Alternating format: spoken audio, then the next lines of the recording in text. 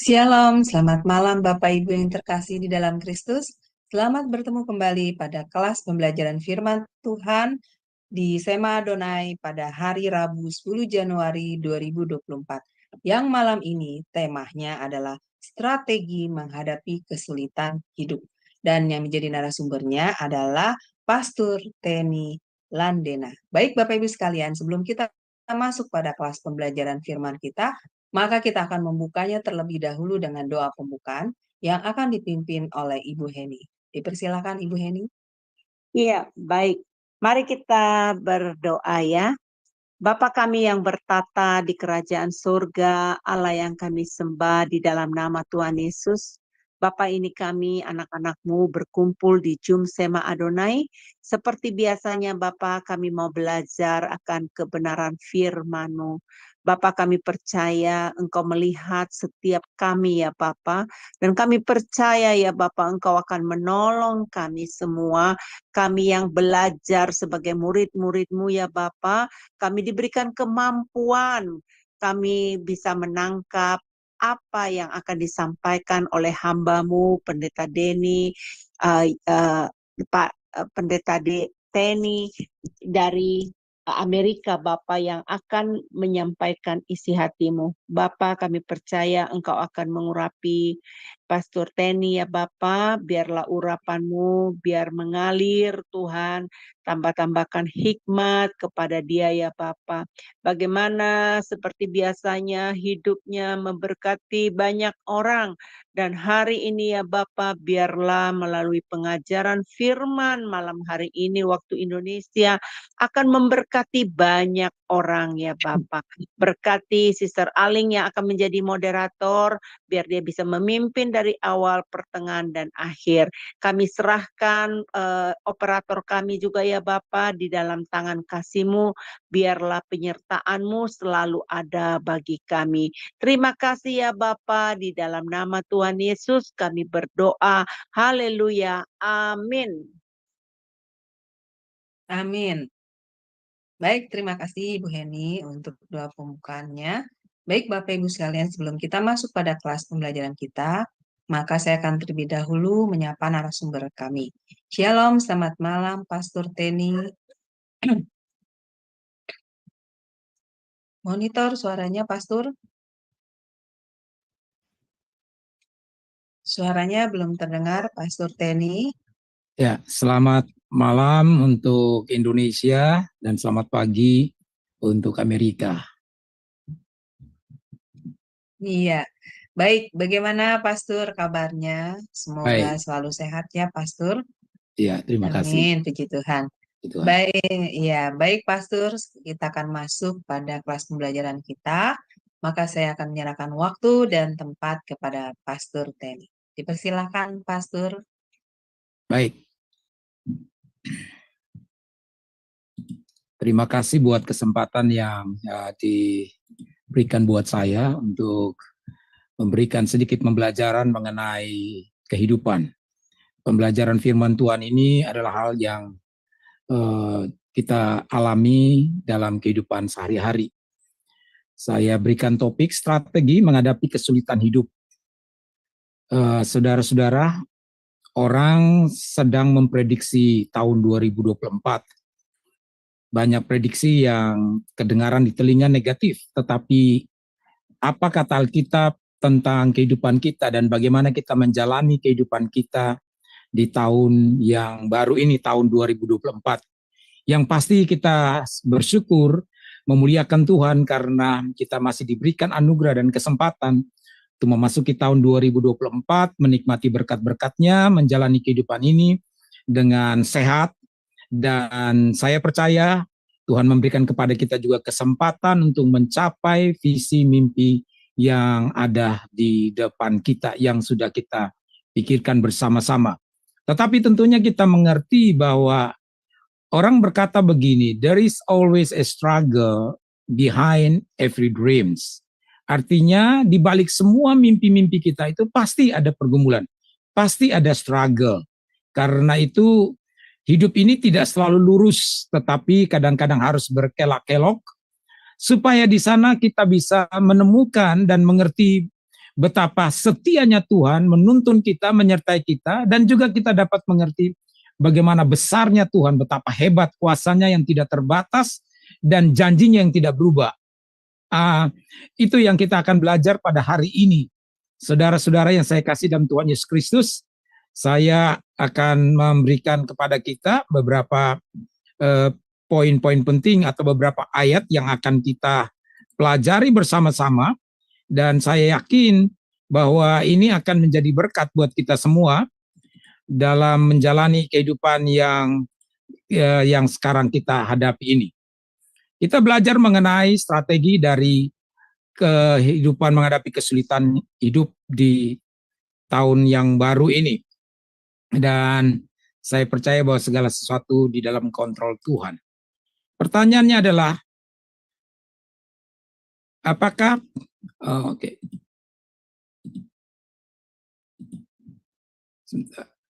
2024 lebih baik atau lebih sulit? 2024 lebih baik atau lebih sulit? Orang-orang percaya akan berkata, pasti akan lebih baik. Pasti akan lebih luar biasa. Karena kita mempunyai Tuhan yang selalu bersama-sama dengan kita, dan Tuhan yang memberikan kepada kita kemampuan, karena Alkitab mengatakan, segala perkara dapat kutanggung di dalam Dia yang memberikan kepadaku kekuatan. Tapi biarlah kita melihat fakta-fakta atau prediksi orang dulu, prediksi manusia, orang-orang yang ada di sekitar kita, prediksi dunia secara global. Kita sedang memasuki tahun 2024 yang menurut kata para ahli, mereka berkata ini adalah tahun yang mengalami perubahan yang luar biasa, yang akan terjadi banyak perubahan-perubahan. Perubahan dari berbagai sisi. Apakah itu perubahan di dalam ekonomi, perubahan politik, perubahan secara geografis, cuaca, tetapi juga perubahan sosial, behavior, dan sebagainya. Dan ini sudah terlihat kenyataannya mulai pada tanggal 1 Januari ketika kita memasuki tahun 2024, kita mendengar sebuah kejadian earthquake yang berskala sangat kuat, sangat luar biasa. Kalau tidak salah 7.2, dan juga itu terjadi di New York walaupun kekuatan getarannya kecil 2.2, dan juga di Maryland dan beberapa tempat yang lain. Tapi ini menunjukkan bahwa ada hal-hal yang mulai berubah. Kita menghadapi tahun-tahun politik baik di Indonesia maupun di Amerika. Kita juga menghadapi masa-masa yang sulit, resesi yang tidak berakhir. Bahkan tahun 2024 di Amerika dikatakan akan mengalami resesi yang lebih parah. Dan saudara-saudara, semua ini menunjukkan kesulitan-kesulitan atau masalah-masalah yang secara pandangan manusia merupakan realita yang kita hadapi. Yang paling penting juga adalah perubahan-perubahan, bukan saja perubahan-perubahan sosial politik tadi, tapi juga perubahan-perubahan sikap. Misalnya orang-orang yang tadinya setia bisa berubah menjadi tidak setia. Orang-orang yang tadinya baik bisa berubah menjadi orang-orang yang kurang baik. Atau orang-orang yang tadinya bergaul akrab dengan kita tiba-tiba mulai membenci kita. Orang-orang yang tadinya mungkin menjadi sahabat kita yang baik tiba-tiba menjadi musuh atau lawan kita. Atau juga itu terjadi di dalam kehidupan keluarga. Di dalam kehidupan keluarga, pada waktu kehidupan keluarga tahun-tahun sebelumnya berjalan dengan tenang, aman, nyaman, penuh dengan harmoni, tahu-tahu mulai berubah sedikit demi sedikit. Kasih suami kepada istri berkurang, kasih istri kepada suami mulai tidak jelas. Demikian juga hubungan antara anak-anak dengan orang tua. Inilah yang kita sebut perubahan yang kita sedang hadapi atau yang kita sedang jalani. Dan tentu kita tidak bisa menghindari bahwa ini yang disebut dengan kesulitan-kesulitan. Nah, pertanyaannya adalah apa yang akan kita lakukan? Bagaimana kita menghadapi situasi-situasi seperti ini?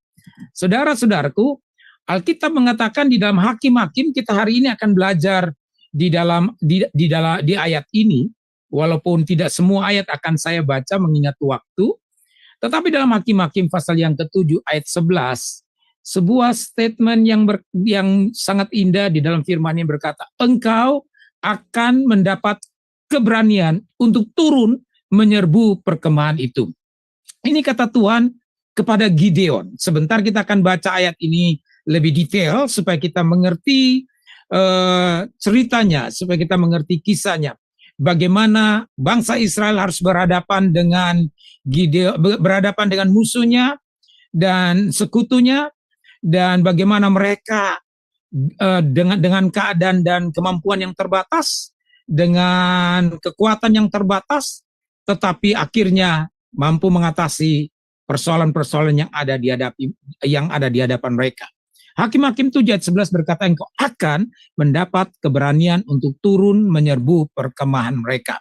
Saudara-saudaraku, saya akan memberikan kepada kita pada hari ini, sesuai dengan apa yang dikatakan Alkitab atau yang kita akan belajar dari Alkitab, 3 strategi penting bagaimana kita menghadapi musuh, menghadapi kesulitan, menghadapi masa-masa yang sukar, menghadapi tantangan, menghadapi persoalan-persoalan di sekitar kita.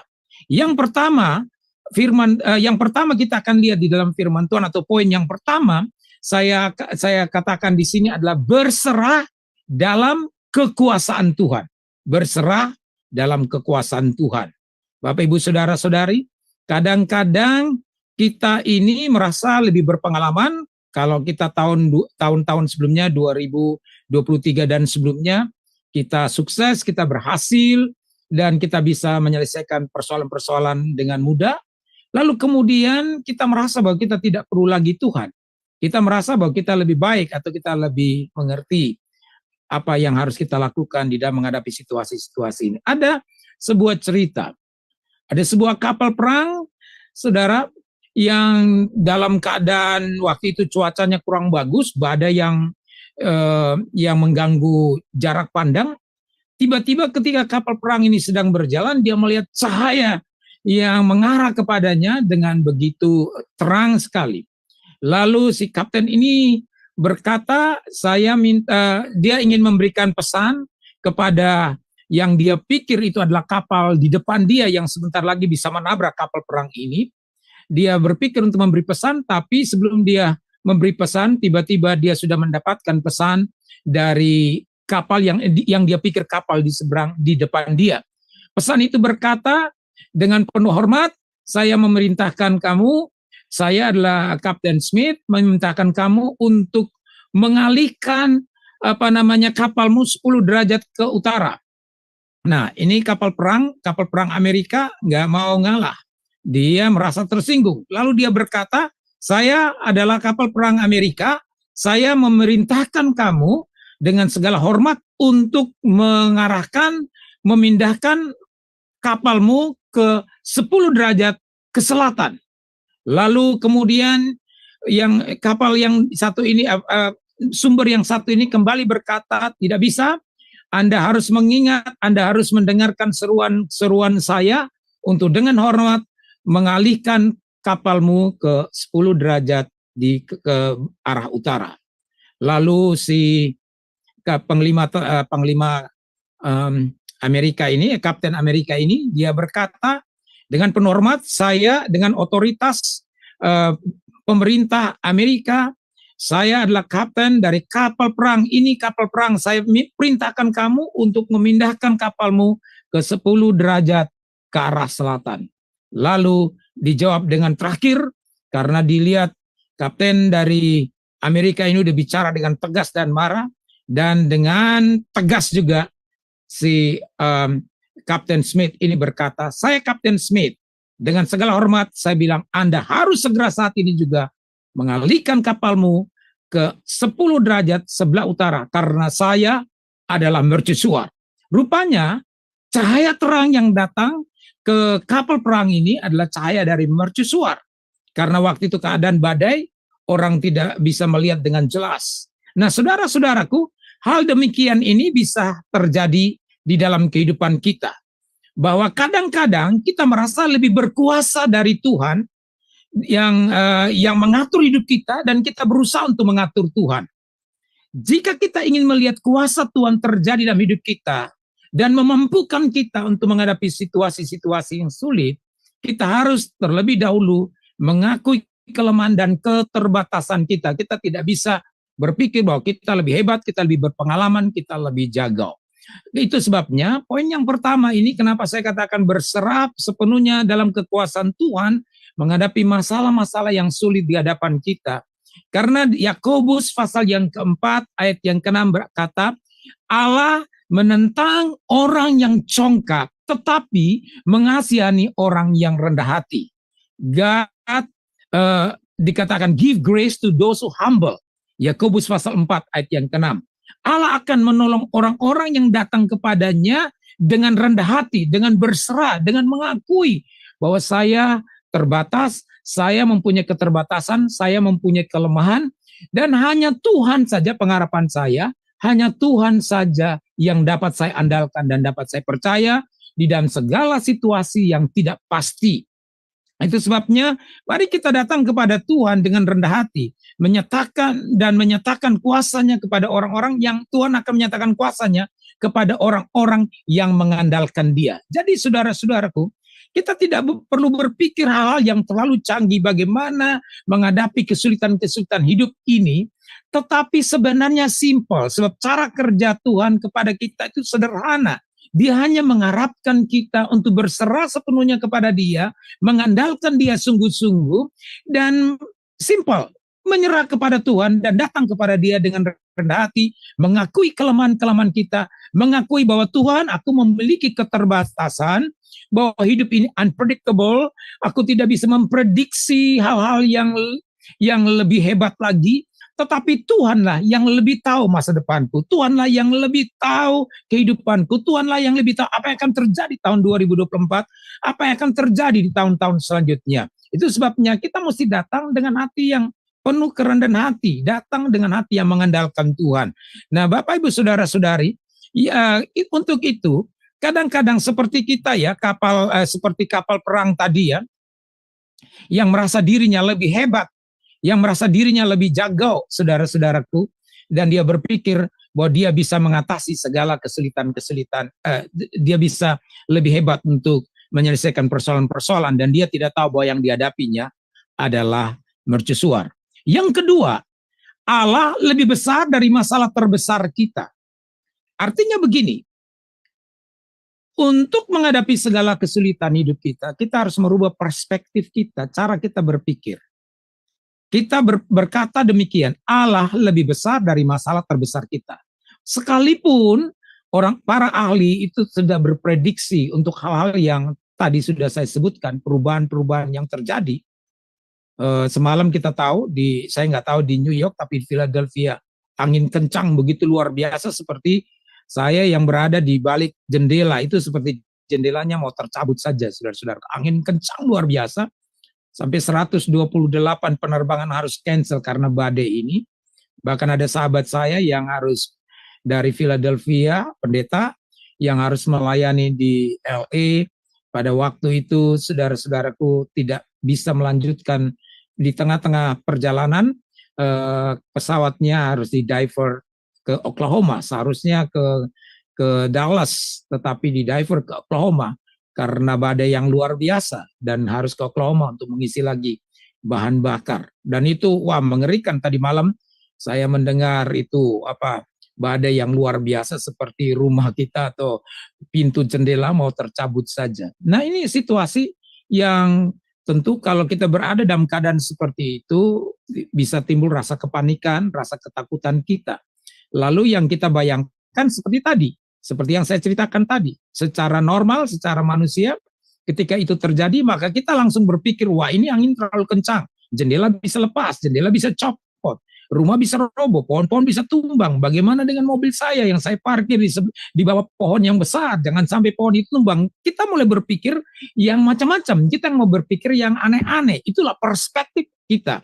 Tetapi poin yang kedua ini saya bilang begini, di dalam situasi-situasi yang sulit, kita belajar untuk percaya dan mengatakan bahwa Allah lebih besar dari masalah terbesar kita. Allah lebih besar dari masalah terbesar kita. Nah, mari kita lihat satu persatu, kita melihat Hakim-Hakim mulai pasal yang Hakim-Hakim pasal 7 mulai ayat yang pertama. Saya akan membacakannya buat kita semua mulai ayat yang pertama.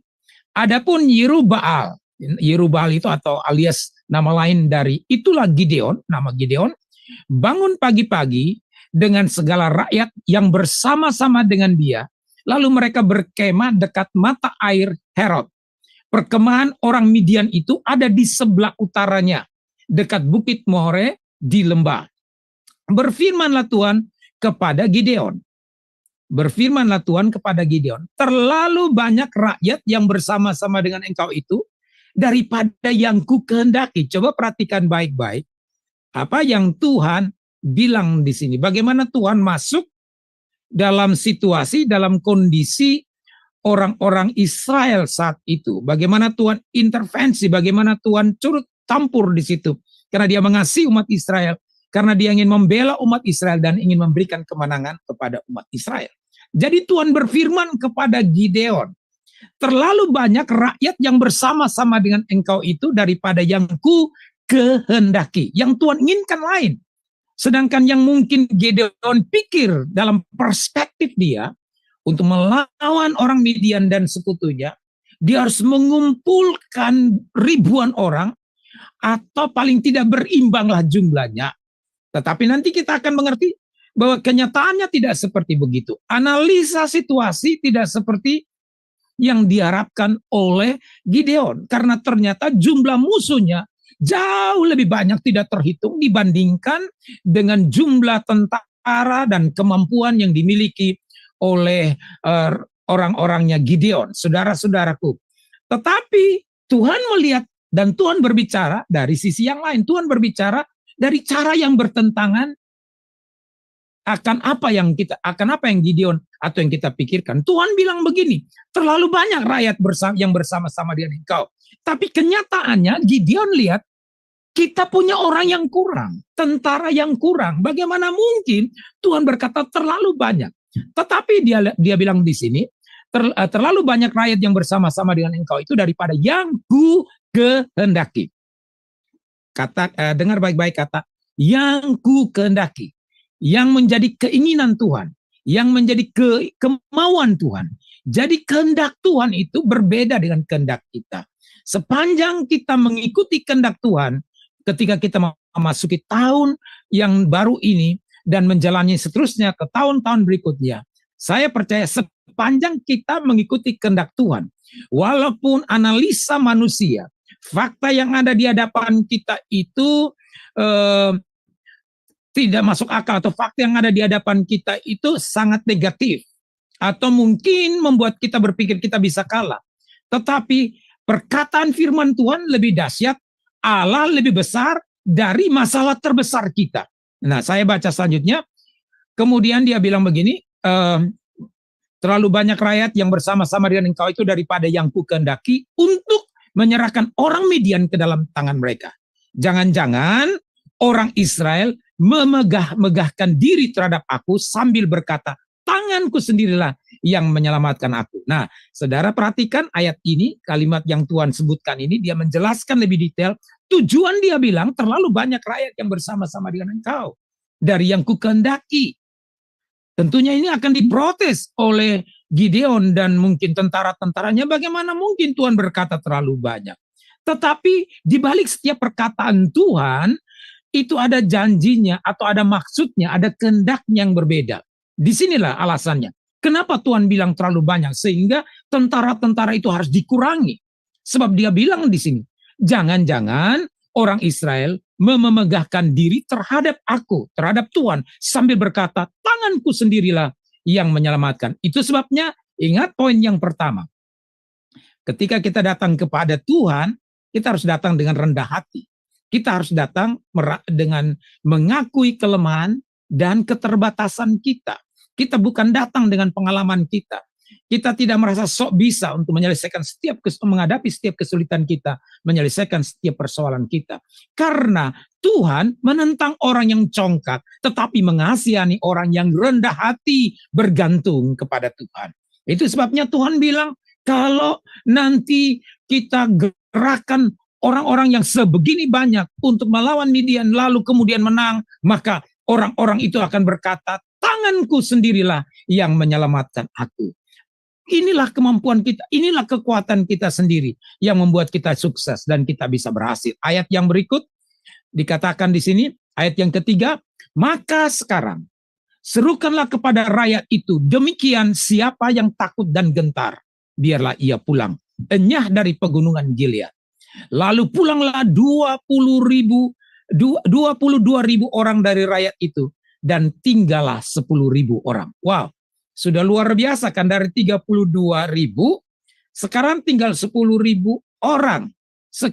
Cukup jumlah yang besar, 60% atau 50% lebih yang dikurangi, saudara-saudaraku. Apakah kita berkata ini cukup? 32.000 dikurangi 22.000, sekarang tinggal 10.000. Nah, mari kita lihat apa yang Tuhan komentari. Tetapi Tuhan berfirman kepada Gideon, masih terlalu banyak rakyat, suruhlah mereka turun minum air, maka aku akan menyaring mereka bagimu di sana. Siapa yang kufirmankan kepadamu, inilah orang yang akan pergi bersama-sama dengan engkau. Dialah yang akan pergi bersama-sama dengan engkau. Tetapi barang siapa yang kufirmankan kepadamu, inilah orang yang tidak akan pergi bersama-sama dengan engkau. Dialah yang tidak akan pergi. Kemudian ayat yang kelima, lalu Gideon menyuruh rakyat itu turun minum air, dan berfirmanlah Tuhan kepadanya, barang siapa menghirup air dengan lidahnya seperti anjing menjilat, haruslah kau kumpulkan tersendiri. Demikian juga semua orang yang berlutut untuk minum. Jumlah orang yang menghirup dengan membawa tangannya ke mulutnya ada 300 orang. Tetapi yang lain dari rakyat itu semuanya berlutut minum air. Lalu berfirmanlah Tuhan kepada Gideon, dengan ke-300 orang yang menghirup itu akan kuselamatkan kamu. Aku akan menyerahkan orang Midian ke dalam tanganmu. Tetapi yang lain dari rakyat itu semuanya boleh pergi masing-masing ke tempat kediamannya. Dari rakyat itu mereka mengambil bekal dan sangkakala. Demikianlah seluruh orang Israel disuruhnya pergi masing-masing ke kemahnya. Tetapi ke-300 orang itu ditahannya. Adapun perkemahan orang Midian ada di bawahnya di lembah. Pada malam itu berfirmanlah Tuhan kepadanya, bangunlah, turunlah menyerbu perkemahan itu, sebab telah kuserahkan itu ke dalam tanganmu. Tetapi jika engkau takut untuk turun menyerbu, turunlah bersama dengan pura bujangmu ke perkemahan itu. Ketika Gideon sampai ke situ, kebetulan ada seorang menceritakan mimpinya kepada temannya. Katanya, aku bermimpi, tampak sekeping roti jelai terguling masuk ke perkemahan orang Midian. Setelah sampai ke kemah ini, dilanggarnyalah kemah ini sehingga roboh dan dibongkar bangkirnya. Demikianlah kemah ini habis runtuh. Ayat yang ke-14, lalu temannya menjawab, ini tidak lain dari pedang Gideon bin Yoas orang Israel, dan itu orang Israel itu Allah telah menyerahkan orang Midian dan seluruh perkemahan itu ke dalam tangannya. Bapak Ibu Saudara-saudari, kembali ke ayat yang ke-11 ya. Maka ku dengarlah apa yang mereka katakan, kemudian engkau akan mendapat keberanian untuk turun menyerbu musuh itu. Nah, kita melihat di sini Bapak Ibu, ya, orang Israel diserang oleh orang Midian dan sekutunya. Gideon lalu mencari orang Israel yang mau bertempur, siapa yang berani, siapa yang mau bertempur melawan musuh-musuh mereka. Dan ternyata dari sekian banyak orang Israel yang ada di situ, Gideon hanya mampu mengumpulkan atau menemukan 32 orang yang mau nih untuk perang. Dan ternyata Bapak Ibu Saudara-saudara, jumlah itu belum cukup untuk melawan musuh mereka yang seperti belalang banyaknya. Hakim-Hakim pasal 7 ayat 12 kita lihat di situ bagaimana banyaknya musuh seperti belalang banyaknya. Tetapi sekalipun dengan jumlah itu belum berimbang. Ini yang kita perhatikan. Jumlah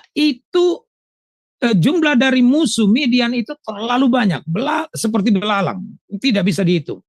Nah, sekalipun jumlah yang dipilih ini, yang 32.000 itu, yang ditemui oleh si Gideon itu belum berimbang. Malah Allah mengurangi mereka menjadi 300 orang. Sebab apa? Sebab Tuhan ingin orang-orang Israel mengakui bahwa kemenangan yang mereka dapatkan bukanlah kekuatan mereka, tapi karena kuasa Tuhan. Saya percaya Bapak Ibu Saudara-saudara, sekali lagi seperti firman Tuhan yang disampaikan, yang saya bacakan tadi. God give grace to those who humble. Kalau kita sombong, Tuhan berkata, kecongkakan, kesombongan adalah awal kehancuran. Jangan kita merasa bahwa kita sudah punya banyak pengalaman, kita punya banyak kekuatan, kita punya banyak fasilitas, kita punya banyak teman, kita punya banyak backingan, maka kita akan mampu menyelesaikan segala kesulitan-kesulitan atau kita akan bisa berhasil. Keberhasilan bukan di tangan teman-teman kita, keberhasilan kuncinya adalah bukan pada kemampuan kita, pengalaman kita, pengetahuan kita, uang kita yang banyak, tetapi keberhasilan kita oleh karena janji Tuhan dan kekuatan Allah yang luar biasa. Itu sebabnya kita perlu mengandalkan Tuhan di dalam segala hal, khususnya pada waktu kita masuk di tahun yang berikut ini. Nah, sama seperti orang Israel menghadapi musuh-musuh mereka yang jumlahnya seperti belalang. Kadangkala kita menghadapi masalah yang besar, bahkan yang sangat besar, yang kita pikir tidak mungkin kita bisa mengatasinya. Tetapi sekali lagi, Allah lebih besar dari masalah terbesar kita. Kalau Bapak Ibu belajar lebih banyak tentang ayat ini dalam ayat-ayat sebelumnya, atau mempelajari kisah bagaimana Tuhan memanggil Gideon, dan bagaimana pada waktu itu pada saat Tuhan memanggil Gideon, apa kondisi atau keadaan orang-orang Israel. Orang-orang Israel pada waktu itu dalam ketakutan, mereka bekerja bersembunyi, karena setelah mereka bekerja dan mendapatkan hasilnya, datanglah musuh-musuh mereka, orang Midian dan sekutunya, untuk mengambil, merampas semuanya.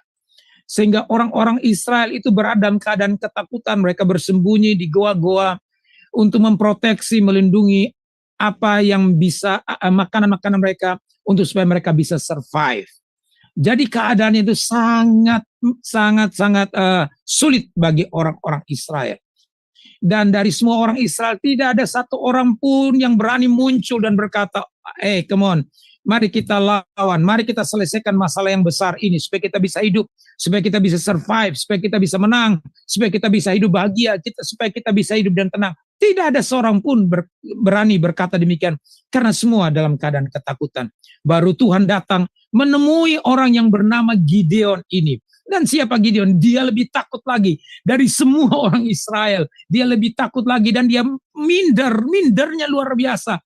Dia bilang, aku ini datang dari suku yang kecil, suku yang tidak yang bukan suku yang besar yang dihormati. Dan aku adalah orang yang tidak berani, tidak punya confidence. Itu sebabnya setiap kali Tuhan berbicara dia untuk memakai dia, saudara-saudaraku, Gideon ini meminta tanda.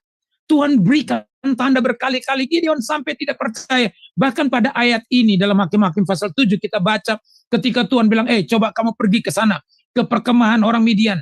Padahal Tuhan maksudnya adalah suruh Gideon ke sana untuk supaya membangkitkan confidence-nya dia, karena nanti mereka akan mendengar ada seorang yang bercerita tentang mimpinya adalah ada roti, jelai yang kemudian menggelundung dan kemudian menghancurkan dan merobohkan tema itu. Supaya ketika Gideon mendengar, dia mulai yakin dan dia percaya ini tanda dari Tuhan. Bahwa walaupun jumlah kita kecil, tapi Tuhan bersama-sama dengan kita. Dia Allah yang besar dan dia lebih besar dari masalah kita yang terbesar. Itu sebabnya Tuhan suruh Gideon ke sana. Tetapi dari apa yang Tuhan katakan kita mengerti bahwa Gideon takut. Gideon tidak berani. Karena itu Tuhan bilang, oke, kalau kamu tidak berani, aku akan suruh orang lain untuk mendampingi kamu. Aku akan suruh pura untuk menyertai engkau. Dan sampai di sana, mereka pun mendengar apa yang dikatakan oleh orang yang bercerita tentang mimpinya. Bahwa ada roti jelai yang bergelinding kemudian menghancurkan, merobohkan kemah-kemah Midian, saudara-saudaraku. Dan dari situlah Gideon mendapatkan keyakinan, confident bahwa ya, Tuhan itu luar biasa, Tuhan akan membantu mereka, Tuhan akan menolong kita. Tapi saya pikir ada baiknya juga, Gideon itu dia tidak datang dengan kehebatan dia. Ada baiknya juga Tuhan memilih orang yang lemah, yang merasa tidak berarti. Dan kemudian Tuhan memberikan kepada dia kekuatan. Supaya kalau dia berhasil, bukan karena dia hebat. Dia berhasil bukan karena dia jago. Dia berhasil bukan karena dia lebih baik hidupnya atau lebih benar dari orang lain. Dia berhasil itu karena anugerah Tuhan. Mari kita berkata, only by His grace. Hanya karena anugerah saja. Saya bisa, hanya karena anugerah Tuhan saja. saya bisa masuk di tahun 2024. Hanya karena anugerah Tuhan saja, saya bisa menyelesaikan tugas-tugas yang akan saya hadapi. Hanya karena anugerah Tuhan saja, saya bisa memimpin keluarga dan jemaat. Hanya anugerah Tuhan saja, saya boleh diberkati. Hanya anugerah Tuhan saja, usaha-usaha bisa diberkati. Hanya anugerah Tuhan saja, ketika saya menghadapi kesulitan-kesulitan yang begitu luar biasa, yang konflik, yang begitu ruwet, yang begitu kacau. Hanya anugerah Tuhan saja Tuhan bisa melewati kehidupan kita. Bapak, Ibu, saudara-saudara yang saya kasih dalam Tuhan Yesus Kristus, saya pun mengalami hal seperti itu. Tahun-tahun sebelumnya merupakan tahun-tahun di mana saya harus menghadapi tantangan-tantangan yang luar biasa. Kadang-kadang iblis itu berbisik di telinga saya, udahlah kamu menyerah saja. Atau mari kamu lakukan hal ini. Dan yang disuruh untuk lakukan itu bertentangan dengan kehendak Tuhan. Tapi puji Tuhan, Bapak, Ibu, Saudara-saudari, lewat segala all adversity, saya belajar untuk bagaimana resilience, belajar untuk bagaimana bertahan menghadapi segala sesuatu. Dan di situ saya melihat bahwa Allah yang saya layani, Allah yang saya sembah adalah Allah yang setia. Itu sebabnya mari kita percaya kepada Tuhan bahwa begini, tahun 2024 orang berkata tahun perubahan. Banyak terjadi perubahan. Dan saya mau garis bawahi dan mau katakan kepada Bapak, Ibu, Saudara-saudari, perubahan itu dapat dilawan dengan perubahan. Perubahan itu tidak bisa dilawan hanya dengan kita berdiam diri saja. Kalau Gideon hanya berdiam diri saja dan tetap tinggal di dalam goanya, tetap tinggal dalam tempat persembunyiannya, dan dia tidak pernah mulai merubah cara berpikir dia tidak pernah merubah cara dia untuk menghandle situasi, dan dia tetap berada dalam gua saja, maka cerita kehidupan dari Gideon dan orang-orang Israel tetap sama. Tetapi saya mau bilang begini, tahun 2024 dan selanjutnya, Tuhan ingin mengubah, Tuhan ingin mengembangkan cerita kehidupan saudara, dan Tuhan bisa merubah cerita kehidupan saudara. Tetapi Bapak, Ibu, Saudara-saudari, bahwa perubahan itu hanya dapat kita lawan dengan perubahan. Kita tidak bisa mengatasi setiap persoalan-persoalan yang sulit di depan kita hanya bersifat pasif saja. Itu sebabnya Roma 12 ayat 2 berkata, di dalam bahasa Inggris dikatakan, do not conform to the pattern of this world, but be transformed by the renewing of your mind. Jangan konform, konform itu termasuk melebur, menyatu dengan pola the pattern of this world, dengan pola dari dunia ini, dengan cara berpikir dari dunia ini, dengan perkataan dunia ini. Kita hidup bukan apa kata dunia ini, kita hidup berdasarkan apa kata Tuhan. Kita bukan apa yang dikatakan oleh manusia, tapi kita adalah apa yang dikatakan oleh Tuhan. Ketika Tuhan berkata engkau tidak sanggup, maka Tuhan berkata bersama aku engkau dapat melakukan perkara besar. Ketika orang berkata engkau sendirian, engkau kesepian, engkau ditinggalkan orang, Tuhan berkata aku menyertai engkau sampai kesudahan alam. Ketika orang berkata engkau tidak bisa, dan Tuhan berkata aku akan membawa engkau dengan tangan kananku untuk membawa kepada keberhasilan. Ketika orang berkata masa depanmu suram, Tuhan bilang begini, I know what plan I have for you. Aku tahu rancangan apa yang aku punya buat engkau, bukan rancangan kecelakaan. Orang berkata engkau akan celaka, Tuhan bilang tidak, aku akan memberikan kepadamu rancangan damai sejahtera, rancangan keberhasilan, hari masa depan yang gilang gemilang. Itulah kata Tuhan. Itu sebabnya we don't walk according to what people say about us, but we walk according to what God promised to us. Apa yang Tuhan janjikan kepada kita. Itu sebabnya do not conform. Jangan melebur. Jangan terperangkap dengan pola dunia ini, dengan sistem dunia ini, dengan perkataan dunia ini. But be transformed. Berubah. Be transformed. Mengalami transformasi. Dengan cara apa? By renewing of your mind. Itu sebabnya tadi dalam poin yang kedua ini saya berkata, perspektif kita harus kita rubah. Jika kita merubah perspektif kita akan melihat dunia sekitar kita dengan cara berbeda. Jika kita merubah perspektif kita merubah perspektif kita melalui firman Allah. Kita memandang dunia ini dengan bagaimana Allah memandang dunia ini, bagaimana Allah melihat persoalan kita, maka kita akan melihat dunia dengan cara berbeda. Saya tidak tahu berapa banyak kesulitan yang mungkin kita sudah mulai menghadapinya. Tetapi saya mau bilang buat kita semua, bahwa Allah lebih besar dari masalah terbesar kita. Rubah perspektif kita, rubah cara pandang kita, kita akan melihat dunia dengan cara yang lain. Dan yang ketiga, yang terakhir, saudara-saudaraku, kita harus menggunakan iman yang benar. Maksudnya adalah begini, saudara-saudaraku. Kalau kita menggunakan iman yang benar, biasanya kita membaca firman Tuhan dikatakan, jika engkau mempunyai iman sebesar biji sesawi, engkau dapat memindahkan gunung. Itu baik, itu bagus. Tapi yang poin ketiga yang saya mau ajarkan di sini, Bapak Ibu Saudara-saudari, begini, memang iman yang benar dapat memindahkan gunung. Tapi memang iman yang besar dapat memindahkan gunung. Tapi iman yang benar adalah tetap percaya kepada Tuhan sekalipun gunungnya tidak berpindah.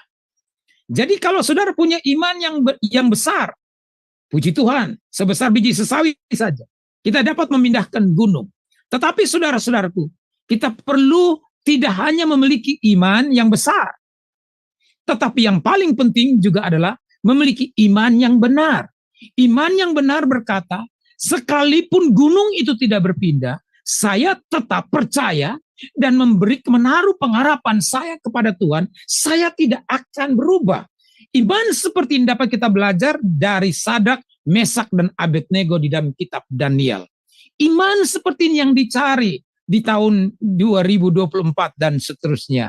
Bapak, Ibu, Saudara-saudari, bukan hanya kita mencari iman yang besar, tetapi kita membutuhkan iman yang benar, yaitu iman yang bergantung kepada Tuhan sepenuhnya. Dan sekalipun Tuhan tidak menjawab doa kita, sekalipun Tuhan seolah-olah mengizinkan persoalan-persoalan, kesulitan-kesulitan yang kita hadapi itu tetap terjadi dalam diri kita, tetapi kita tidak berubah kasih setia kita kepada Tuhan, kita tetap percaya, kita tetap menaruh iman, keyakinan kita kepada Tuhan, dan kita tetap beribadah dan menyembah Dia. Kita belajar dari Sadrak, Mesak, dan Abednego. Kita lihat dalam Daniel pasal yang ketiga, ayat yang ke-16, lalu Sadrak, Mesak, dan Abednego menjawab Raja Nebukadnezar, tidak ada gunanya kami memberi jawab kepada Tuanku dalam hal ini.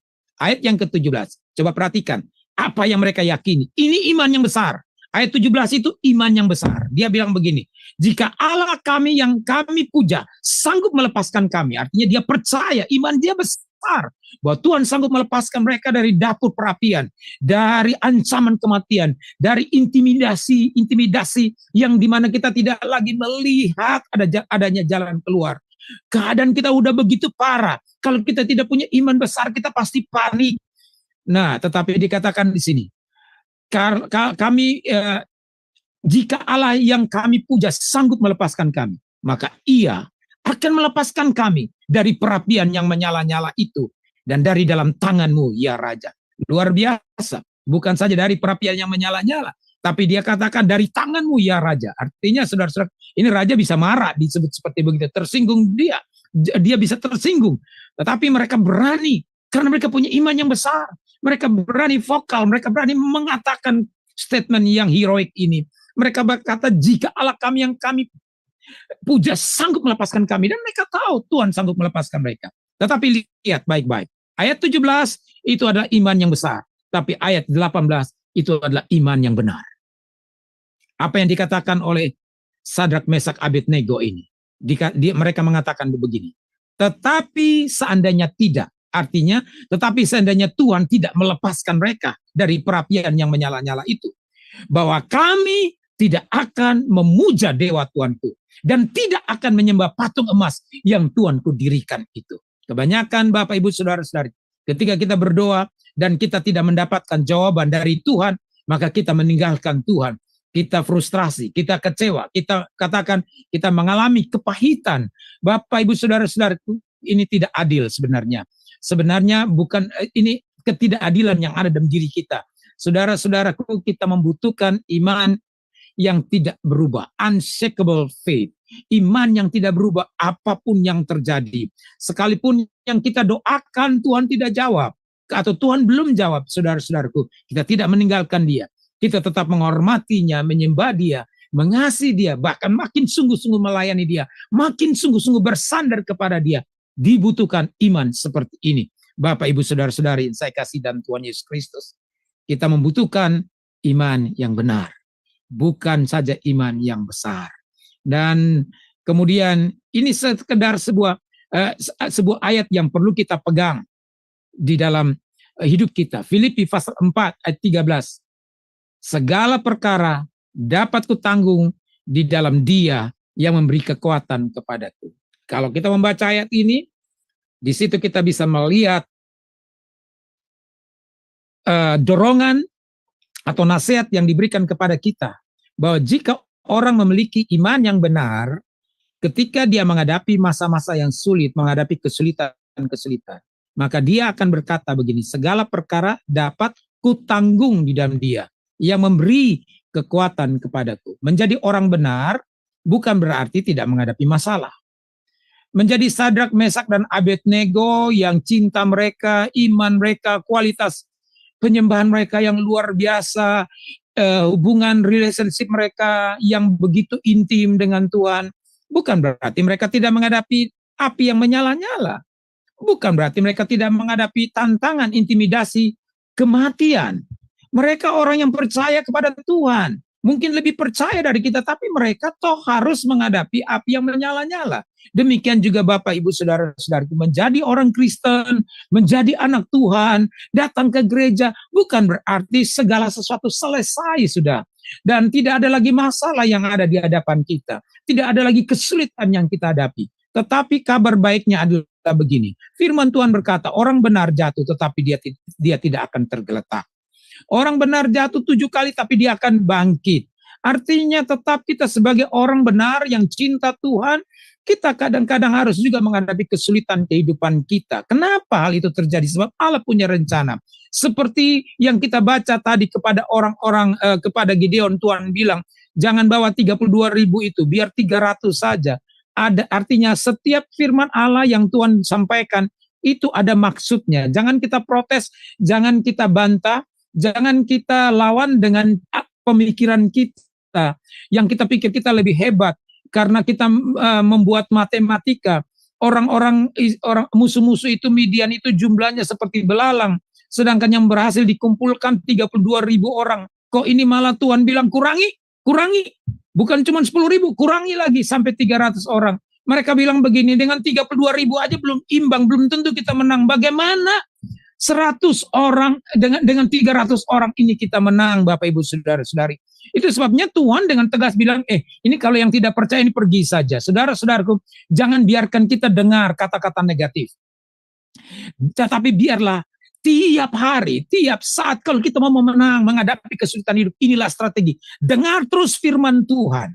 Renungkan terus firman Tuhan, bahkan siang dan malam. Ya, Alkitab berkata, renungkan firman-Nya siang dan malam, maka engkau akan berhasil, engkau akan beruntung, Bapak, Ibu, saudara-saudari. Tutup telinga kita buat kata-kata yang negatif dari orang-orang yang disuruh balik itu, saudara-saudaraku. Tetapi 300 orang adalah orang-orang yang sudah benar-benar percaya dan menaruh harapan mereka kepada Tuhan, dan mereka sold out sepenuhnya kepada Tuhan, mereka totally surrender kepada Tuhan, dan mereka percaya bahwa walaupun dengan kekuatan, dengan jumlah di atas kertas yang tidak mungkin menang, tetapi peperangan ini bukan peperangan kita, ini adalah peperangan Allah. Allah akan masuk berjuang, Allah akan masuk dan membela kita dan memberikan kepada kita kemenangan. Itu sebabnya mari kita bicara ayat ini, mari kita katakan ayat ini, mari kita renungkan ayat ini. Segala perkara dapat kutanggung di dalam Tuhan yang memberikan kepada kita kekuatan. Haleluya. Kita punya Tuhan yang kuasanya tidak terbatas, yang Dia akan senantiasa memberikan kepada kita kekuatan, sehingga kita tidak perlu khawatir, kita tidak perlu ragu-ragu, Bapak, Ibu, saudara-saudari, karena kekuatan dari Tuhan tidak pernah habis. Dia adalah Allah yang tidak berubah. Dunia berubah. Orang bilang 2024 banyak terjadi perubahan, tetapi satu hal yang kita pegang dan kita percaya, janji Tuhan tidak berubah. Unchanging promise. Janji Allah tidak berubah. Ini yang kita pegang. Dan dan ini merupakan tambahan sedikit buat kita. Seperti yang saya ucapkan pada bagian yang pertama, akan selalu ada pergumulan di balik setiap mimpi. Bukan karena Sadrak, Mesak, Abednego mereka adalah orang percaya kepada Tuhan, kemudian mereka akan mendapatkan mengalami realita kenyataan mimpi itu dengan cara yang indah. Tapi mereka juga harus berhadapan dengan api yang menyala-nyala. Tetapi dalam setiap kesulitan-kesulitan kita, Tuhan pasti punya maksud. Dan ini yang saya selalu katakan di dalam setiap waktu untuk encourage orang. Saya katakan Tuhan menggunakan krisis untuk menarik perhatian kita. Ada orang setelah diberkati meninggalkan Tuhan. Ada orang setelah Tuhan jawab doa-doanya, dia pergi meninggalkan Tuhan. Dia menjadi malas-malas untuk melayani Tuhan, malas untuk merenungkan firman Tuhan. Lalu Tuhan buat krisis dalam kehidupan dia. Tuhan buat sesuatu dalam kehidupan dia. Dan dengan melalui krisis itu, Tuhan menggunakan krisis untuk menarik perhatian kita. Jadi bersyukurlah Bapak Ibu Saudara-saudari, kalau kita menghadapi kesulitan, kita tidak perlu kecewa, karena kesulitan itu akan menolong kita untuk tetap berada bersama-sama dengan Tuhan, untuk tetap bergantung dan bersandar kepada Tuhan. Jadi kembali saya katakan, ada 3 strategi yang perlu kita lakukan untuk menghadapi kesulitan-kesulitan ini. Yang pertama, kita harus tetap rendah hati, kita harus mengandalkan Tuhan, karena Tuhan memberkati orang yang rendah hati, tetapi menentang orang yang congkak. Yang kedua, kita merubah cara berpikir kita, perspektif kita melihat dunia dan persoalan kita dari kacamata firman Allah. Kita bukan apa yang manusia katakan, tapi kita adalah apa yang Tuhan katakan. Itu sebabnya kita bukan melihat kepada persoalan, tapi kita melihat bahwa Tuhan itu lebih besar dari masalah terbesar kita. Dan juga yang ketiga, di dalam segala hal, di dalam segala sesuatu, praktekkanlah bukan saja iman yang besar, tapi iman yang benar. Iman yang benar akan mengatakan begini, kalaupun doa saya tidak dijawab oleh Tuhan, kalaupun gunung ini tidak berpindah, saya tetap percaya kepada Tuhan. Sama seperti Sadrak, Mesak, Abednego berkata, sekalipun Tuhan tidak menolong kami melepaskan dari perapian yang menyala-nyala, kami tidak akan menyembah patung dan tidak akan juga kami tidak akan menyembah apa yang Tuhan yang Raja katakan. Inilah satu ekspresi dari iman yang benar. Saya berharap ini akan memberkati kita, membawa kita makin mengerti bahwa kita bukan saja perlu memiliki iman yang besar, tapi kita perlu memiliki iman yang benar.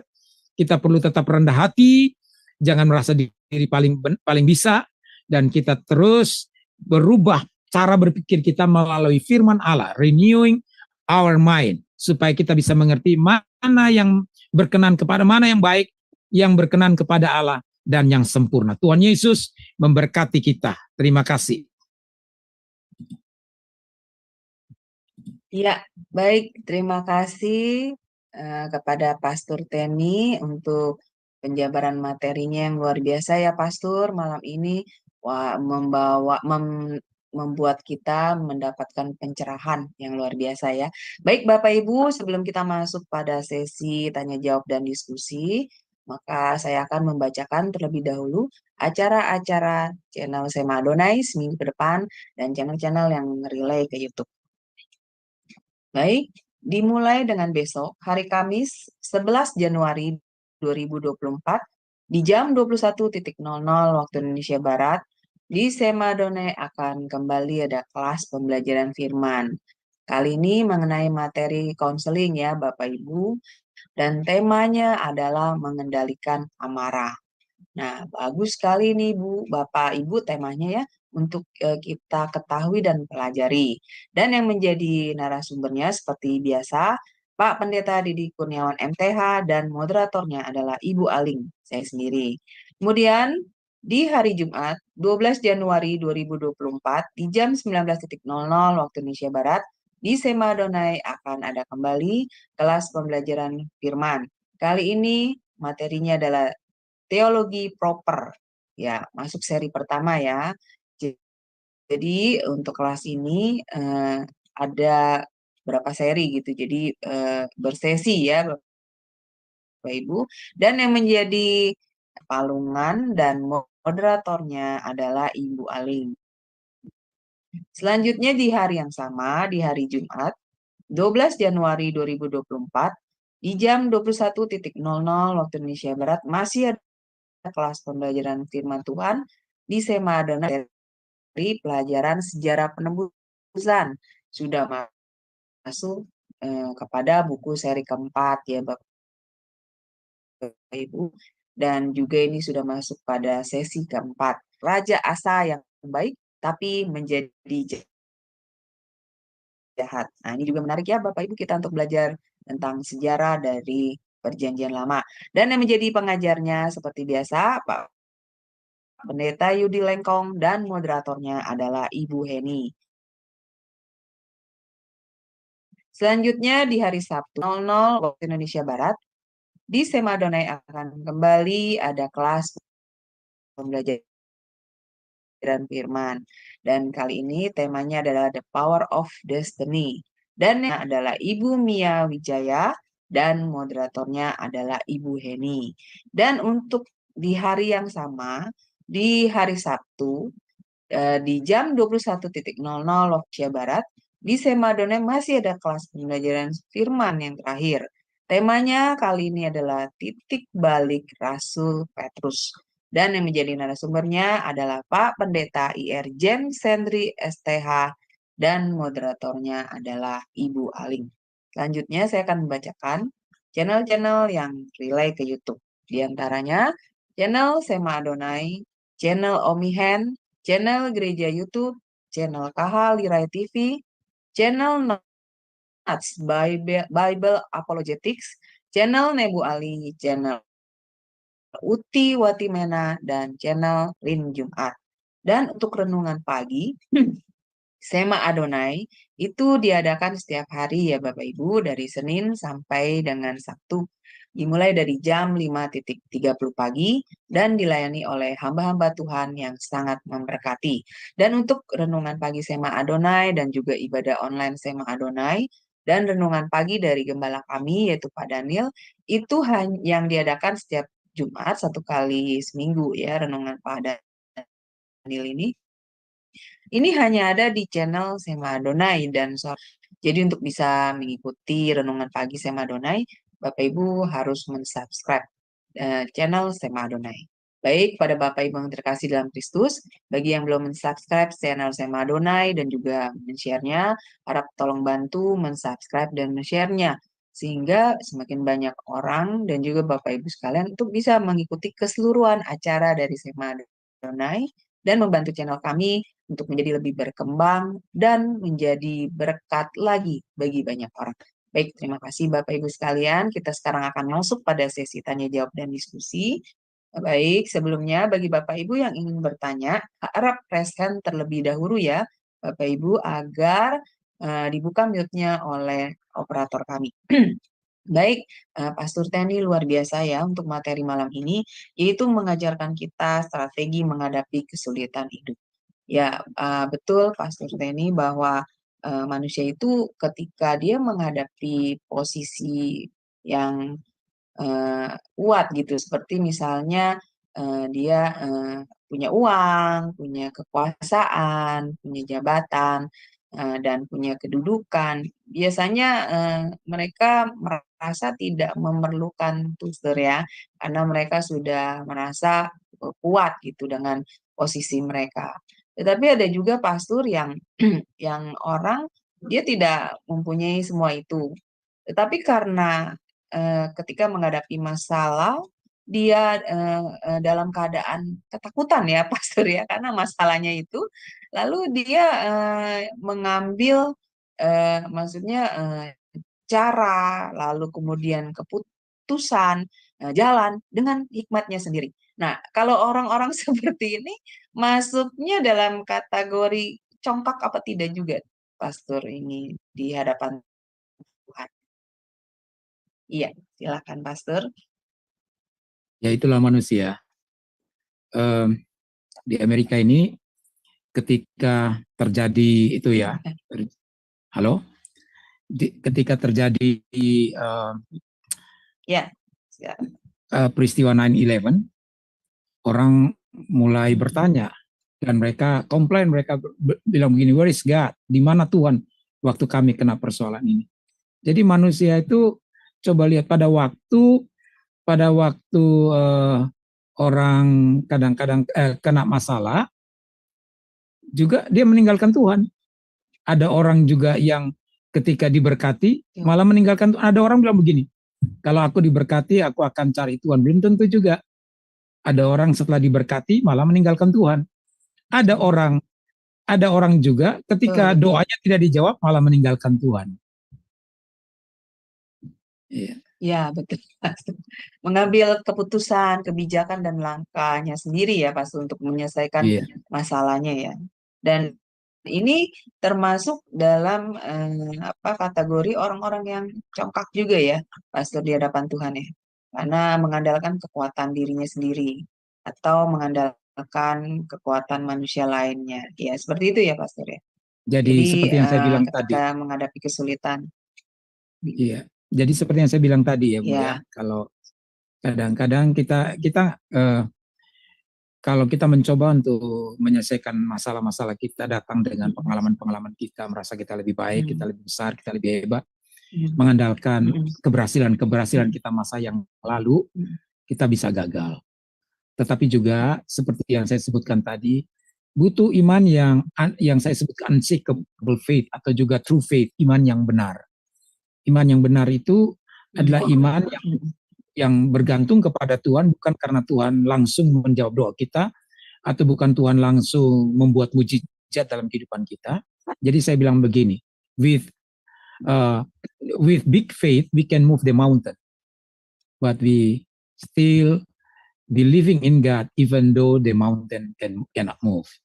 Jadi kita tetap percaya kepada Tuhan sekalipun gunung itu tidak beranjak. Nah, ini dibutuhkan kesetiaan seperti ini. Dibutuhkan resiliensi kita, dibutuhkan bagaimana kita tetap punya iman yang tetap bergantung kepada Tuhan walaupun gunung yang kita doakan tidak pindah. Itu faktor-faktor yang sangat penting dalam kehidupan kita. Nah, saya pernah punya pengalaman, Pastor, saya pernah punya pengalaman Pastor pada diri saya sendiri ya. Dulu ketika saya belum benar-benar paham ya tentang bagaimana Tuhan kita ya, Tuhan yang saya sembah, kebenaran firman-Nya, saya ketika menghadapi masalah dalam hidup saya itu selalu mengandalkan hikmat saya sendiri gitu dalam mencari penyelesaian dalam masalah saya. Jadi saya memikir dengan pikiran saya sendiri, dengan hikmat saya sendiri, dan memang gagal, Pastor.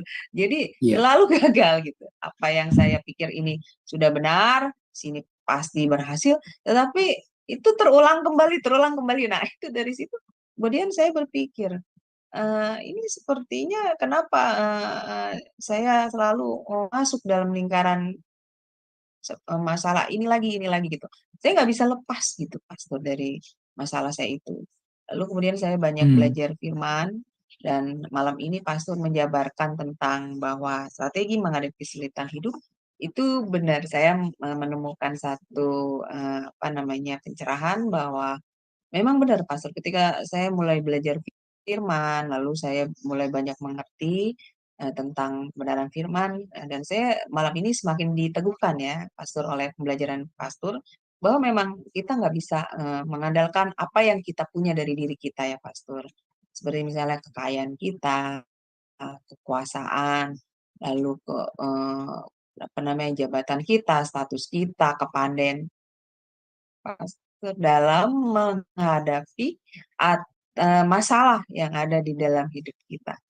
Nah, jadi memang kita harus sepenuhnya ya, Pastor, bergantung kepada kekuatan Tuhan, hikmat dari Tuhan. Nah, seperti tadi juga Pastor mengatakan bahwa Tuhan membiarkan manusia itu menghadapi krisis dalam hidupnya. Ini mungkin ditujukan untuk orang-orang yang memang merasa sudah kuat ya dalam segala hal ya, Pastor ya. Jadi kuat dalam ekonomi, lalu kemudian kuat dalam kerjaan, sudah mapan gitu. Nah, Ini Tuhan mengizinkan supaya orang itu kembali menyadari mereka itu sebenarnya membutuhkan Tuhan. Seperti itu ya, Pastor ya.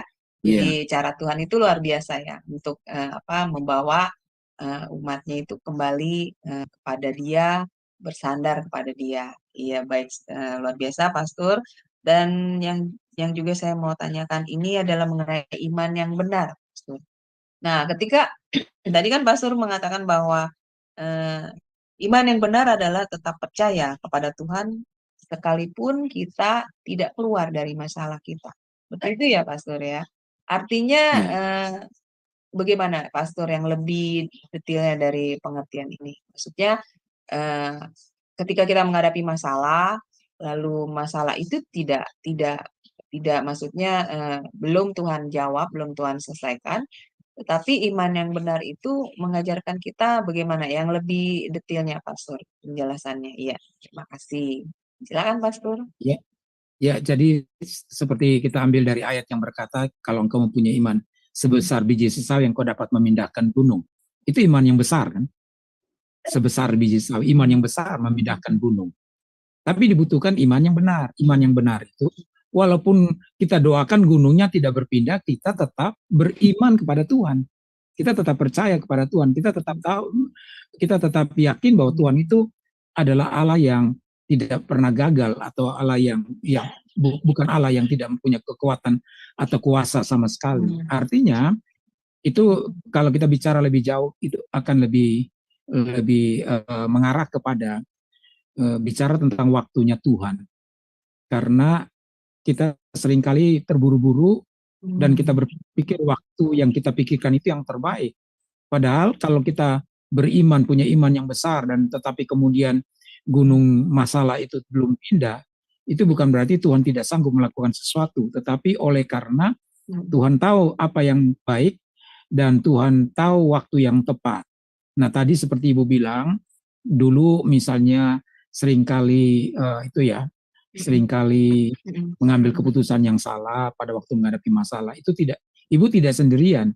Di Ya, dalam Alkitab pun, di dalam Alkitab pun itu ingat Raja Saul ketika dia makin terdesak, maka dia mulai pakai akal dia. Ini Samuel belum datang juga, jadi dia pakai ya, dia betul, untuk Pastor. Iya, menyelesaikan iya. masalah dengan cara dia sendiri.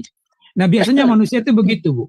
Kalau kita naik ke tempat yang tinggi atau sesuatu ya, kita naik sesuatu, kemudian kita hampir jatuh, tangan kita terlepas dan kita pasti akan mau memegang apa saja. Itu apa ya? Betul. Kebiasaan normalnya manusia itu kalau kena masalah dia lupa. Jadi dia pegang apa saja, dia lakukan apa saja, yang penting dia selamat begitu. Nah, itu sebabnya poin yang kedua itu saya bilang bahwa jadi kalau bahasa sederhananya begini. Pertama, mengandalkan Tuhan. Yang kedua, merubah perspektif kita. Yang ketiga, tetap beriman, tetap percaya, punya iman yang unshakable, yang tidak goyang. Jadi yang saya sebutkan tadi, iman yang benar itu adalah iman yang kita tunjukkan ketika kita berdoa Tuhan belum menjawab itu, kita tetap berkata seperti Sadrak, Mesak, Abednego, kalaupun Tuhan tidak menolong kita, kami tetap tidak akan menyembah patung itu. Kami tetap percaya kepada Tuhan. Itu. Berarti kita harus punya iman yang benar ini, bahwa kita harus percaya ya, Pastor, bahwa Tuhan itu walaupun belum menjawab apa yang menjadi persoalan kita, tapi Tuhan tidak pernah meninggalkan kita. Seperti itu ya, Pastor ya. Dan Dia tidak akan Iya. membiarkan kita ini celaka gitu, ibaratnya seperti itu ya. Jadi iman yang benar itu kita harus percaya seperti itu. Nah, ini apa, Pastor, yang sebentar saya jadi ngeblank. Ya, jadi apa namanya, di sini tapi kadang iblis ya, Pastor, suka membuat umat anak Tuhan gitu ya, itu dihinggapi oleh roh ketakutan gitu loh, roh ketakutan yang besar ya ketika mereka menghadapi masalah-masalah yang sulit. Nah, ini sebenarnya, Pastor, untuk menghilangkan roh-roh ketakutan itu memang kita harus benar-benar mengerti ya, Pastor, diajarkan oleh Tuhan supaya ya iman kita itu ya besar, iman kita itu benar dan kuat ya. Karena memang kalau dulu saya karena belum tahu ya Pastor tentang banyak kebenaran firman, itu memang dalam diri saya itu besar loh Pastor, roh ketakutannya gitu. Jadi itu yang menyebabkan saya ambil keputusan sendiri gitu ya kan, pemikiran sendiri, hikmat sendiri karena roh ketakutan itu yang ada di dalam diri saya. Nah, seperti itu. Jadi benar sekali ya Pastor, kita harus mempunyai perspektif yang benar ya dalam pemikiran kita, yang harus kita bangun lewat kita isi dengan ajaran-ajaran kebenaran firman seperti itu ya Pastor, supaya Iya. iman kita semakin besar dan juga iman kita menjadi benar. Iya, baik. Luar biasa ya, Pastor, untuk materi malam ini, pencerahan yang luar biasa bagi kami. Dan saya coba akan bertanya kepada Ibu Heni. Monitor, Ibu Heni. Apakah Ibu Heni bisa monitor? Ya. Ya, bisa. Shalom, ya. Terima kasih, Pastor. Ya, Pesan ya. luar Gimana? biasa Iya, bagaimana menghadapi dunia akhir zaman saat ini ya. Nah, sangat disayangkan sekali Pastor, banyak hamba-hamba Tuhan itu tidak seperti Pastor ya, maksudnya ada beberapa, maksudnya bukan semua. Menakut-nakutin Pastor. Sehingga jemaat itu jadi khawatir gitu. Jadi saya dalam hati berpikir, kamu pendeta kok meramal gitu ya, kayak meyakinkan sekali bahwa kejadian tahun 2024 akan terjadi demikian. Saya memperhatikan ada salah satu tokoh yang sangat terkenal di Indonesia, dia memprediksikan tahun 2000 mulainya waktu itu. Tidak terjadi apa yang dia ngomong, biasa-biasa aja bisa kita lewatin, nggak ada yang menakutkan. Tahun 2021, 2022, 2023 tahun kemarin juga begitu dia ngomong. Sekarang tahun 2024 dia ngomong lagi kayak begitu. Saya bilang ini pendeta belajar firman Tuhan, dia mengimani Alkitab atau tidak, kenapa mengiming-imingkan, menyiarkan hal-hal itu? Mestinya kan yang dikasih tahu kan seperti tadi Pastor katakan, kita nggak perlu takut sebab Tuhan ada beserta kita. Yang paling penting bagaimana kita mendekatkan diri sama Tuhan, bagaimana kita stick. Ya kalau memang terjadi apapun nanti yang terjadi di bagi kita, itu kan di luar dari kekuasaan kita.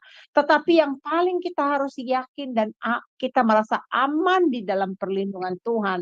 Nah itu Pastor, itu banyak sekali. Apakah Pastor bisa notice about how several them ya to talk about ya sangat scary gitu loh Pak. Iya Bu, begini Bu. Betul, menakutkan betul Pastor. Saya tuh punya prinsip hidup seperti gini. Saya selalu bilang begini, I don't want to spend my time to analyze the problem, but I want to spend my time to meditate the word of God atau the promise of God. Yeah, that's Jadi true. kebanyakan orang memang bisa saja ada fakta yang disebutkan tadi. Itu dikatakan oleh dunia, itu fakta. Kita mungkin juga tidak deny ya, tetapi I don't want to waste my time to analyze the problem. But I want to use my time to meditate God's promise. Jadi fokus saya bukan ke realita yang disebutkan orang tadi atau bahkan kecenderungan untuk menakut-nakuti tadi, tapi saya lebih fokus janji Tuhan buat saya apa. Firman-Nya buat saya apa. Itu yang memberikan saya kekuatan. Itu prinsip hidup. Dan sayang sekali Ibu, jadi memang saya lihat kecenderungan belakangan ini, ada orang yang, tadi kan ada kalimat yang saya bilang, kita pikir kita mau mengatur Tuhan, begitu. Kita merasa setelah kita dipakai Tuhan, kita merasa melancangi Tuhan, begitu. Nah, tokoh-tokoh tertentu itu mereka tanpa sadar terjebak di dalam sikap melancangi Tuhan, mendahului Tuhan. Jadi karena mereka berpikir supaya orang bisa lebih tertarik kepada mereka, orang bisa lebih dengar apa yang mereka bilang, lalu melancangi Tuhan dengan cara menyebutkan semua fakta-fakta negatif yang ada itu. Nah, beberapa waktu ini belakangan ini saya lihat ada orang mungkin menggunakan itu untuk tujuan-tujuan yang tidak murni. Dalam arti begini, Bu. Tidak benar, ya. Ya. Contohnya begini, saya selalu bilang nubuat dan lubuat. Oh iya, lu buat. Jadi kalau nubuat, mungkin saja waktu itu Tuhan pakai ya, Tuhan pakai luar biasa nubuat terjadi. Tapi kan tidak selalu Tuhan akan menyampaikan itu, ada saatnya kamu harus diam dulu begitu. Tapi pada waktu kita diam, kemanusiaan kita, ego kita ini bilang begini, lu kok hari ini nggak bicara apa-apa ya? Nanti orang bilang kamu ilmumu udah nggak ada lagi begitu. Kuasa Tuhan sudah nggak ada. Nah, karena ego inilah yang mendorong seseorang akhirnya Tuhan tidak bicara, dia bicara. Jadi bukan lu buat lagi, lu buat. Itulah Bu. Nah itulah dengan cara menakut-nakuti tadi supaya orang lain lihat, wah dia ini hebat, ini suara Tuhan dari dia. Padahal lu buat, bukan lu buat. Begitu aja. Nah, betul. Iya Pak, iya Betul Pak. sekali. Nah, benar banyak Padahal ya itu kejadian itu ya. Iya. Bu Heni, itu malah melemahkan iman umat percaya ya, Pastor, akhirnya Betul. ya. Melemahkan gitu Bu Heni iman orang percaya, bukan meneguhkan gitu. Jadi malah membuat orang percaya jadi khawatir ya, Pastor, dan Iya, masuk dalam tapi saya yaitu sama aja luruskan dengan sedikit Bu. roh ketakutan. Iya Bu, saya luruskan sedikit Ibu ya. Cuma kita juga tidak boleh denial. Denial dalam arti, nggak apa-apa, nggak ada apa-apa, tidak boleh. Yang kita harus lakukan adalah perspektif kita yang kita ubah. Cara pandang kita yang kita ubah. Jadi kita tahu, kalau ada sesuatu, kenyataan itu ada, ya kita katakan ada.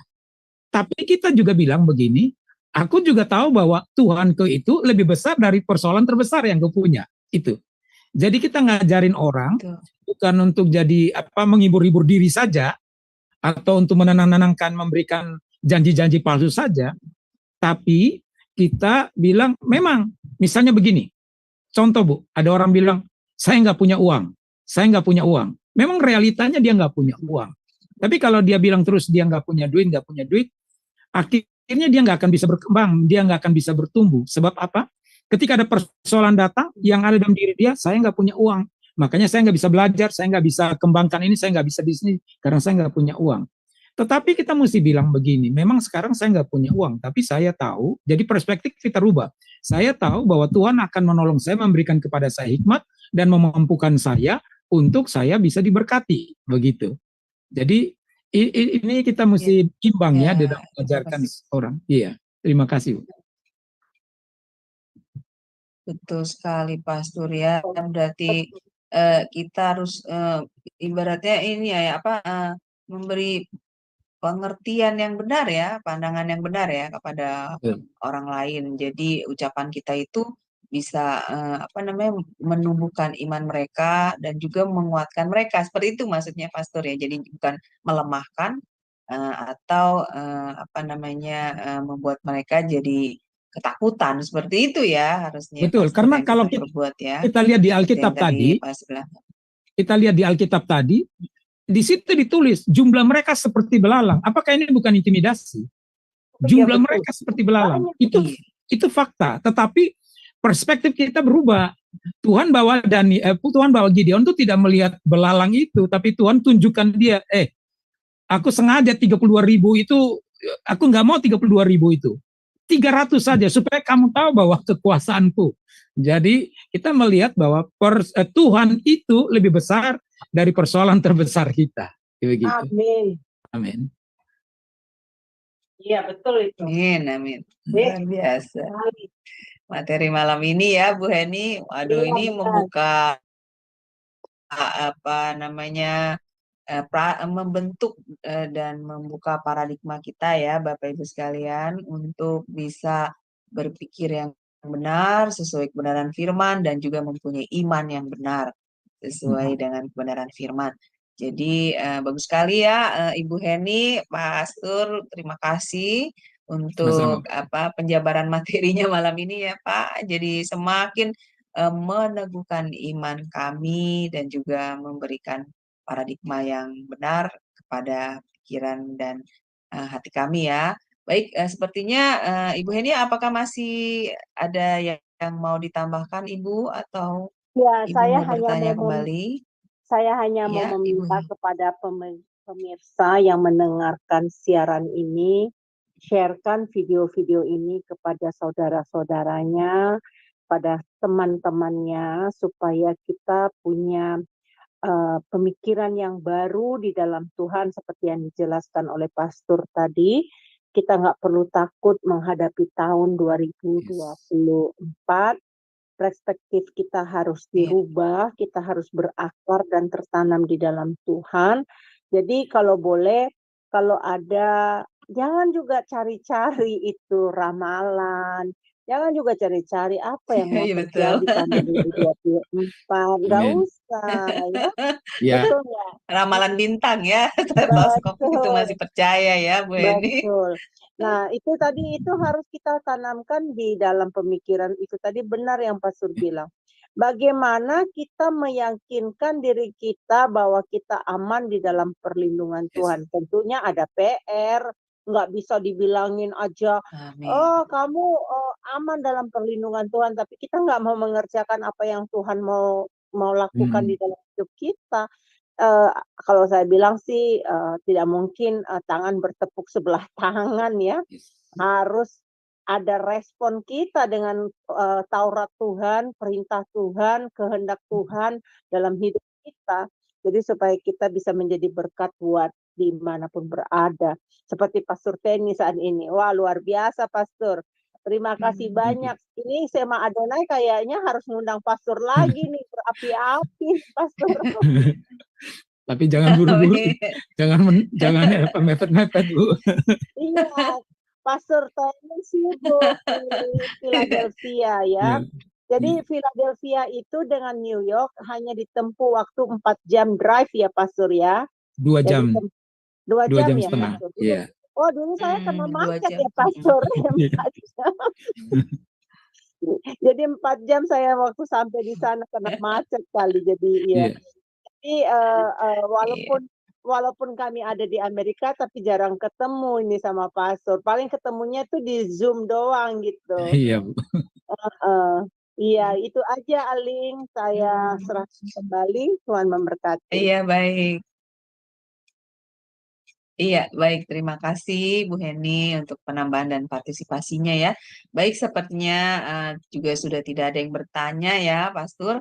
Maka kita akan tutup kelas pembelajaran kita. Dan sebelumnya Pastor bisa closing statement ya, Pastor, untuk materi pembelajaran malam ini. Dan kemudian pimpin doa bagi kami semua. Terima kasih, Pastor. Tuhan berkati. Terima kasih. Sekalipun kita adalah orang benar, kita juga akan menghadapi kesulitan-kesulitan. Tetapi kesulitan itu Tuhan rancang untuk membuat kita lebih percaya dan lebih beriman, dan tetap mempertahankan keyakinan betapa bahwa Tuhan itu besar dan Dia sanggup untuk melakukan perkara-perkara besar.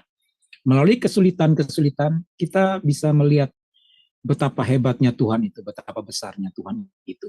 Dan tetap percaya sekalipun yang kita doakan sekarang mungkin belum dijawab oleh Tuhan, sebab Tuhan akan melakukannya pada waktunya. Segala sesuatu akan indah. Dia bekerja sesuai dengan rencananya dan Dia tidak pernah gagal. Mari kita berdoa supaya Tuhan menolong kita. Kalau sekarang ini barangkali kita sedang menghadapi kesulitan, biar saya berdoa supaya Tuhan memberikan kekuatan seperti dalam firman tadi. Tuhan memberikan keberanian kepada Gideon menghadapi masalah-masalahnya. Bapa di sorga, terima kasih Engkau sudah berbicara kepada kami untuk supaya kami mengandalkan Engkau, datang kepada Engkau dengan rendah hati, dan kami merubah perspektif kami, dan kami tetap punya iman yang tetap bertahan, yang tidak bisa digoyangkan apapun yang terjadi dalam kehidupan kami. Hamba berdoa supaya mujizat Tuhan terjadi dalam kehidupan anak-anak Tuhan, supaya mereka percaya bahwa segala sesuatu Allah mengontrol. Segala sesuatu Allah sanggup untuk menyelesaikan dengan caranya dan dengan dalam waktunya yang indah. Memberkati semua Tuhan dan memberkati channel ini, memberkati hamba-hambamu yang sudah melayani, supaya mereka dapat dipakai untuk menjadi berkat bagi banyak orang, membawa banyak orang datang kepada Tuhan. Terima kasih, diberkatilah saudara-saudara di dalam nama Tuhan Yesus Kristus. Sesuai dengan firman Tuhan dikatakan engkau menjadi kepala dan bukan ekor, naik dan tidak turun, dan apa saja yang kau perbuat, Allah membuat engkau berhasil dan beruntung. Biar Tuhan menyertai engkau sepanjang hidupmu dalam nama Tuhan Yesus Kristus. Kami berdoa. Amin. Amin. Baik, terima kasih Pastor untuk pelayanannya yang luar biasa bagi kami. Semoga pelayanan Pastor diberkati Tuhan lebih dan lebih lagi menjadi berkat bagi banyak orang. Baik Bapak Ibu sekalian, terima kasih sudah stay bersama kami sampai selarut ini. Dan kelas ini akan tetap ada ya Bapak Ibu di minggu depan di pukul yang sama, pukul 21 waktu Indonesia Barat dengan tema-tema yang menarik lainnya. Baik, terima kasih Bapak Ibu sekalian. Selamat beristirahat. Tuhan berkati. Shalom, shalom, shalom.